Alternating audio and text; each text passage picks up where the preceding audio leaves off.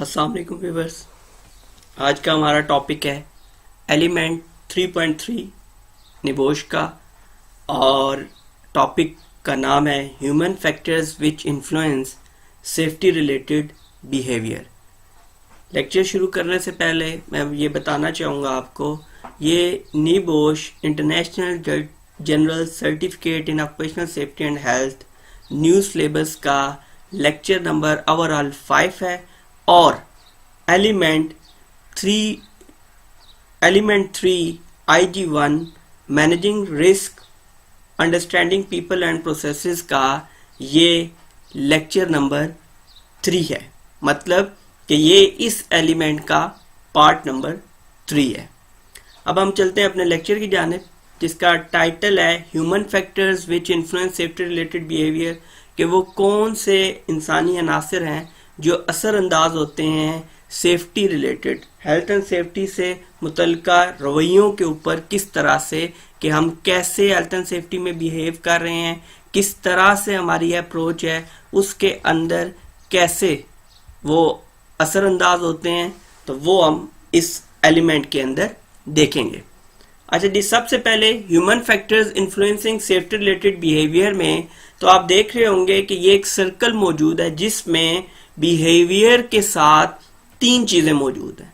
एक organisational factors, एक job factors और एक इंडिविजुअल फैक्टर। तो बेसिकली मेनली 3 फैक्टर्स हैं जो इन्फ्लुएंस करते हैं सेफ्टी रिलेटेड बिहेवियर को।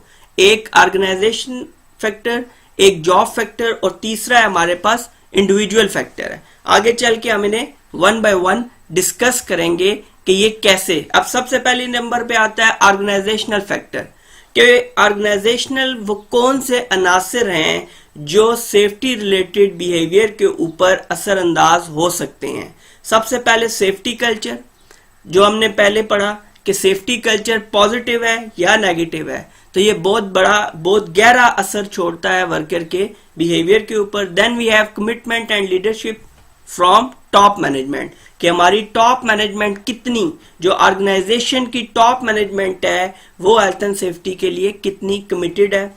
रिसोर्सेज अवेलेबल, उसके बाद हमारे पास ऑन ग्राउंड क्या रिसोर्सेज अवेलेबल हैं जिनको ब्रूए कार लाते हुए हम health and safety management system को बेहतर कर सकते हैं। देन वर्क पैटर्न, काम करने के तरीके कार वजह किए जाएं कि कौन सा काम किस तरीके से आपने परफॉर्म करना है। कम्युनिकेशन, और कम्युनिकेशन शुड बी इन 2 वे, कि आप वर्कर को बताएं और फिर उसके बाद वर्कर का फीडबैक भी लें।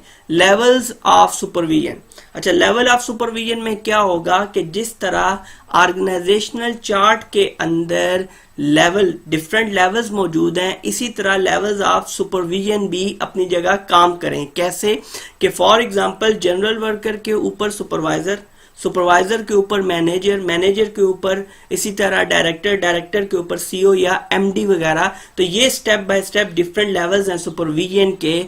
इसमें आसानी होगी ऑर्गेनाइजेशन को काम करने के लिए। तो ऐसे जो लेवल्स ऑफ सुपरविजन है, अगर वो डिस्टर्ब होंगे तो उनका नेगेटिव इम्पैक्ट पड़ेगा आपके इस ह्यूमन रिलेटेड बिहेवियर के ऊपर। Pair group pressure, concentration and worker involvement, और वर्कर को आप हर फैसले में कितना इन्वॉल्व कर रहे हैं। देन ट्रेनिंग, ट्रेनिंग का क्या असर हो सकता है, और ट्रेनिंग हमने लास्ट में ही डिस्कस किया है इस टॉपिक को। अब जी आगे ऑर्गेनाइजेशनल फैक्टर्स आपने देखे। अब हमारे पास जॉब फैक्टर्स आ गए हैं। जॉब फैक्टर्स में 5 हैं हमारे पास।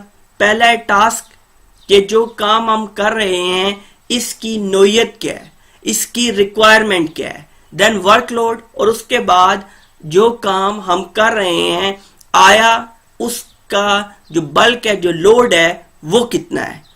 उसके बाद इन्वायरमेंट, जिन वर्किंग कंडीशंस में हम काम कर रहे हैं आया वो सूटेबल हैं या कि नहीं। फॉर एग्जांपल एक ऑर्गेनाइजेशन में हार्ड इन्वायरमेंट है, किसी गर्मी पड़ रही है, तो ऐसी सूरत में इंडिविजुअल का बिहेवियर ऑटोमेटिकली डिस्टर्ब होगा।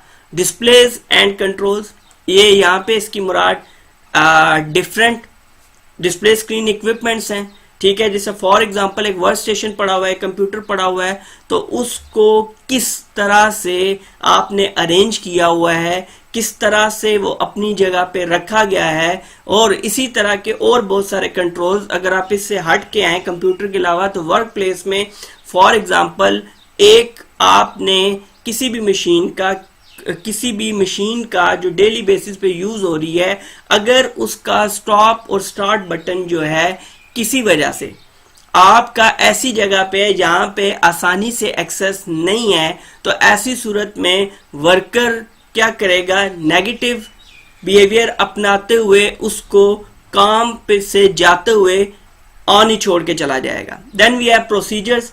तो प्रोसीजर्स अगर बहुत ज्यादा मुश्किल हो या उनको प्रॉपरली वर्कर्स तक पहुंचाया ना जाए, तो ऐसी सूरत में आपके जो वर्कर्स होते हैं वो बहुत ज्यादा डिस्टर्ब होते हैं। Next is last one, individual factor क्या है। इंडिविजुअल फैक्टर में हमारे पास आता है कंपिटेंस। कंपिटेंस के बारे में हम पहले डिस्कस कर चुके हैं कि कैट की तरफ रिलेट करेगा कि कंपिटेंस से मुराद ये है कि कोई भी वर्कर है उसके अंदर नॉलेज कितना है, एबिलिटी कितनी है, ट्रेनिंग उसको है, ट्रेंड है या नहीं है, और उसके अलावा जो काम वो परफॉर्म कर रहा है उसके अंदर उसका कितना एक्सपीरियंस मौजूद है।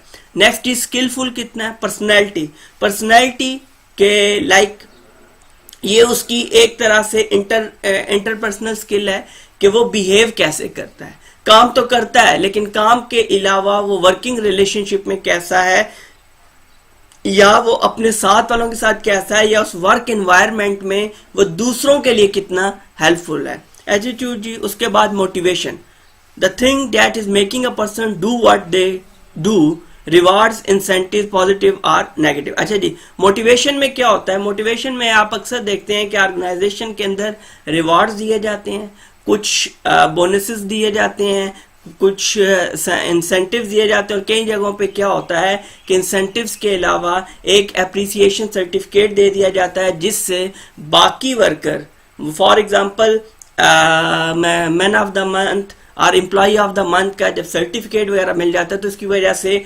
बाकी के वर्कर्स भी इस जानिब राग़िब होते हैं कि हम भी हेल्थ एंड सेफ्टी को अच्छे तरीके से इम्प्लीमेंट करें ताकि नेक्स्ट टाइम ये रिवार्ड या इंसेंटिव्स हमें मिले। नेक्स्ट जी एटीट्यूड, मैंने वहां पे इसीलिए इसको एक्सप्लेन किए बगैर मैं आगे बढ़ा, उसके पीछे रीजनिंग यही थी कि मैं यहां पर इसको पूरी डिटेल में डिस्कस करना चाहता था। एटीट्यूड क्या है, basically a person's point of view और way of thinking at way of looking at something, how they think and feel about it. मतलब एक बंदे की जो राय है या वो किसी चीज के बारे में क्या सोच रखता है, तो और वो उसको कैसा समझता है, कैसा महसूस करता है, तो ये एटीट्यूड है। बेसिकली आप सिंपली कह सकते हैं कि एक बंदे का, एक वर्कर का जो पॉइंट ऑफ व्यू होगा रिगार्डिंग एनीथिंग, एनीथिंग से मुराद ये है कि अगर वो वर्कर, हम हेल्थ एंड सेफ्टी की बात कर रहे हैं, तो हेल्थ एंड सेफ्टी से रिलेटेड जो उसका पॉइंट ऑफ व्यू है कि ये अच्छी चीज है, बुरी चीज है, जो भी उसका पॉइंट ऑफ व्यू है, वो हमारे पास एटीट्यूड आएगा।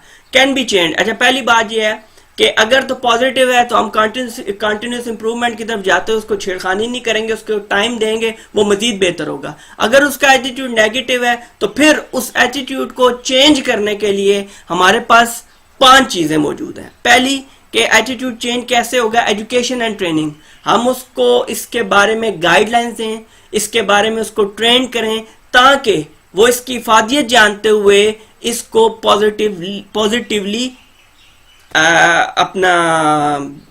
पॉजिटिवली इसके ऊपर इंप्लीमेंट करना स्टार्ट कर दे। High impact interventions, high impact interventions ये होती हैं कि आप किसी को बहुत ज्यादा असर करने वाली चीजों से उस जानिब रागिब करने की कोशिश करें। For example, high impact interventions में अगर आप वर्कर्स को बिठा के एक दिन मंथ में बड़ी स्क्रीन के ऊपर किसी दर्दनाक या खतरनाक एक्सीडेंट की वीडियो दिखा देंगे, तो उसका भी उसके ज़हन पे असर होगा और वो चीज़ों को सेफली करने की हर दफ़ा कोशिश करेगा। इन्फोर्समेंट, अगर ट्रेनिंग भी दी, सब कुछ दिया, लेकिन मर्जी वो अपनी कर रहा है, तो ऐसी सूरत में आप ऑर्गेनाइजेशन के अंदर ताकत के जोर से मुराद ये है कि रूल्स और रेगुलेशंस को स्ट्रिक्ट करके उसका एटीट्यूड चेंज कर सकते हैं। कंसल्टेशन करेंगे, उसको बुला लें, उससे पूछें या उसके रिप्रेजेंटेटिव से पूछें कि इसको प्रॉब्लम क्या है, और देन उसकी प्रॉब्लम्स को एड्रेस किया जाए जहां तक मुमकिन हो, और जहां तक वो ऑर्गेनाइजेशनल रूल्स एंड रेगुलेशन से कंफ्लिक्ट कर रहा हो तो वहां पर उसको समझाया जाए कि ऐसा करना उसके लिए या ऑर्गेनाइजेशन के लिए, दोनों के लिए सूदमंद नहीं है। नेक्स्ट ही इन्वॉल्वमेंट। हर डिसीजन मेकिंग में आप उसको या उसका डायरेक्टली ना भी हो, इनडायरेक्टली थ्रू उसके रिप्रेजेंटेटिव के या उससे आप सजेशन ले लें, और उन सजेशंस को जब आप डिसीजन मेकिंग में इन्वॉल्व कर देंगे तो ऐसी सूरत में वो भी इस बात से पीछे नहीं हटेगा। उसको पता होगा कि अब की बार जो फैसले किए गए हैं उसके अंदर मेरी राय को अहमियत दी गई है। आगे जी आगे हमारे पास रिस्क परसेप्शन। अब रिस्क परसेप्शन क्या है? Perception the ways a person's brain interprets information sent to it by their senses. पहली बात याद रखिएगा, ये जो है अल्लाह ताला ने हमारा निज़ाम, ज़हनी निज़ाम हमारा जो है वो इतना स्ट्रांग बनाया है कि हमारी बॉडी में आने वाला हर मैसेज जो इंटरप्रेट करता है वो हमारा माइंड है। हाउ? फॉर एग्जाम्पल, एक बंदा, अब क्या होता है कि हम किसी चीज को छूते हैं तो वो हॉट है या कोल्ड है, ये मैसेज ये अल्लाह ताला ने हमारा सेंस इतना स्ट्रांग बनाया हुआ है कि जैसे ही हम किसी चीज को छूते हैं, टच करते हैं, तो एक मैसेज कन्वे होता है हमारे माइंड को। तो वो इतनी स्पीड में होता है कि उसी माइंड का इंटरप्रिटेशन है उसको सामने रखते हुए हम हाथ को फौरन से पीछे कर लेते हैं। कैसे कि फॉर एग्जांपल आप देखते हैं कि कुछ लोग जो ज़हनी तौर पर मफलूज हो जाते हैं, जिनको हम आम अल्फाज में मेंटल केसेस कहते हैं, तो उन्हें गर्मी सर्दी या ये चीज़ें क्यों नहीं लगती, तो उसके पीछे रीजनिंग ये होती है कि प्रॉपरली उनके सेंसेस तो बज़ाहिर काम कर रहे होते हैं लेकिन उनका माइंड काम नहीं कर रहा होता। जब माइंड काम नहीं करेगा तो वो चीज़ों को इंटरप्रेट प्रॉपरली नहीं करेगा। तो 5 सेंसेस है जी। साइट, देखने का सेंस, हियरिंग, सुनने से आपको क्या नजर आ रहा है, स्मेल, सूंघने से क्या आ रहा है, टेस्ट, किसी चीज को चख के कैसे पता चला, और टच और छूने की। तो ये पांचों हिस्से जब प्रॉपरली काम करके एक मैसेज कन्वे करती हैं ब्रेन को, तो ब्रेन उसका रिएक्शन जो इंटरप्रेट करता है विद इन मतलब बहुत ही इंतहाई स्पीड के अंदर करता है, और जिससे हमारी रिस्क परसेप्शन जो है वो बेहतर हो सकती है। लेकिन उसके लिए याद रखिएगा कि अगर हम इम्प्रूव करना चाहते हैं रिस्क परसेप्शन, तो उसके लिए हमारे पास 3 तरह का नॉलेज होना, जिसमें common knowledge, industrial knowledge, expert knowledge. जब तक ये नॉलेज हमारे पास हेल्थ एंड सेफ्टी के पॉइंट ऑफ व्यू से नहीं होंगे इनफ, तो ऐसी सूरत में हम नहीं इस काबिल हो सकते कभी भी कि हमारी रिस्क परसेप्शन जो है वो बेहतर हो सके। नेक्स्ट ही ग्रुप एक्सरसाइज है। You will shown the following slide for 20 second. You are asked to count the number of F. ये एक्सरसाइज आपको करने की जरूरत यहाँ पर नहीं है। नेक्स्ट जी ग्रुप एक्सरसाइज है। Finished files are the result of years of scientific study combined with the experience of many year. अच्छा, इसमें ये जो बात करना चाह रहा है वो ये है कि बहुत सारी चीज़ें जो पास्ट में हो चुकी हैं, जो साइंटिफिक स्टडी में हो चुकी हैं, अब वो क्या है, वो एक्सपीरियंस ऑफ मैनी ईयर्स है। तो मतलब इसने उस बात की तरफ ले जाने की कोशिश की है जो मैंने आपको बताया है कि आपकी परसेप्शन ऑफ रिस्क तब बेहतर होगी जब आपका कॉमन नॉलेज अच्छा है, जब आपका इंडस्ट्रियल नॉलेज अच्छा है, और आपकी परसेप्शन उस टाइम पे एक्स्ट्रा ऑर्डिनरी हो जाएगी जब आपके पास एक्सपीरियंस भी मौजूद हो जाएगा। जब आपके पास एक्सपीरियंस मौजूद होगा एक काम को बार बार करके, एक काम को बार बार देख के, तो ऐसी सूरत में जो आपके पास एक्सपीरियंस नॉलेज आ जाएगा तो वो बहुत ज्यादा हेल्पफुल होगा आपकी रिस्क परसेप्शन के अंदर। अब risk perception factors that can distort a person perception of hazard and risk include, वो कौन से अनासर हैं जो किसी भी बंदे के, किसी भी वर्कर के जो perception of hazard and risk है इसको तबाह कर सकते हैं, इसको मुतासिर कर सकते हैं। तो इनमें पहले नंबर पे इलनेस, बीमारी की वजह से, स्ट्रेस, ज़हनी तनाव में है। तो कई दफ़ा आप देखते हैं कि इंसान से ज़्यादातर गलत फैसले तभी होते हैं जब वो ज़हनी तनाव का शिकार हो।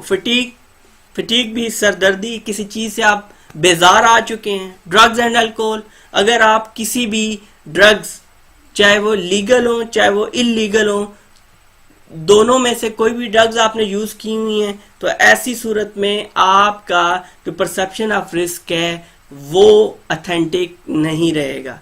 प्रीवियस एक्सपीरियंसेस, पास्ट एक्सपीरियंसेस ऐसे हुए कि जिनकी बुनियाद पर अब आप किसी भी चीज़ के बारे में राय कायम करते हुए घबराते हैं। ट्रेनिंग एंड एजुकेशन जो है वो लैक करने की वजह से भी, यूज़ ऑफ पीपीई अगर प्रॉपर नहीं होगा या यूज़ ऑफ पीपीई कैसे करना है तो ये आपका असरअंदाज होता है। और वर्क प्लेस कंडीशन, नॉइज़ है तो वैसे ही आपको पता है कि आप आम हालात में भी हों तो अगर नॉइज़ होगा तो आप छोटी सी बात पे भी इरिटेट हो सकते हैं। तो बेसिकली ये वो अनासर हैं, वो फैक्टर्स हैं जो किसी भी इंडिविजुअल की परसेप्शन ऑफ हैजर्ड या रिस्क को ख़राब कर सकते हैं। नेक्स्ट ये हमारे पास एलिमेंट 3.4 है और एलिमेंट 3.4 को मैं अभी डिस्कस नहीं करूंगा। उसकी रीज़न ये है कि बड़ी स्मूथली इन लेक्चर्स को मैं लेके चल रहा हूँ और आप देखेंगे कि नीबोश लेक्चर्स की जो सीरीज़ है वो बाकी कोर्सेज की निस्बत कुछ स्लो जाएगी। उसके पीछे रीजनिंग ये है क्योंकि इस कोर्स के अंदर ये एक लेवल 3 की क्वालिफिकेशन है और इसके अंदर हमें एक इनफ नॉलेज रिक्वायर्ड है इसको पास करने के लिए। इस लेवल पे पहुंचने के बाद, जो पास करने के अलावा इस लेवल पर पहुंचने के बाद हमारा नॉलेज लेवल उस हद तक होना चाहिए कि हम किसी भी चीज को, किसी भी पॉइंट को अच्छे तरीके से एक्सप्लेन कर सकें, अच्छे तरीके से समझ सकें और अच्छे तरीके से उसको इम्प्लीमेंट कर सकें।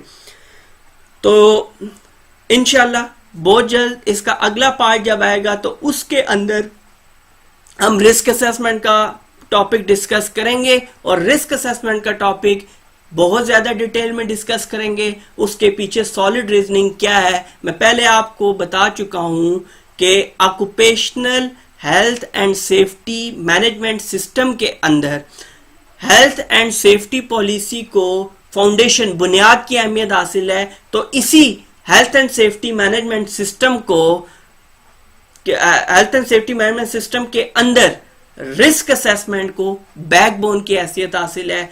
अगर रिस्क असेसमेंट नहीं होगी तो टेक्निकली जो एक्टिव अप्रोच है हमारी कभी भी स्टार्ट नहीं हो सकती विदाउट परफॉर्मिंग और कंडक्टिंग रिस्क असेसमेंट। इस लेक्चर के लिए इतना ही। बहुत जल्द आपसे किसी और लेक्चर में मुलाकात होती है। तब तक के लिए अल्लाह हाफिज।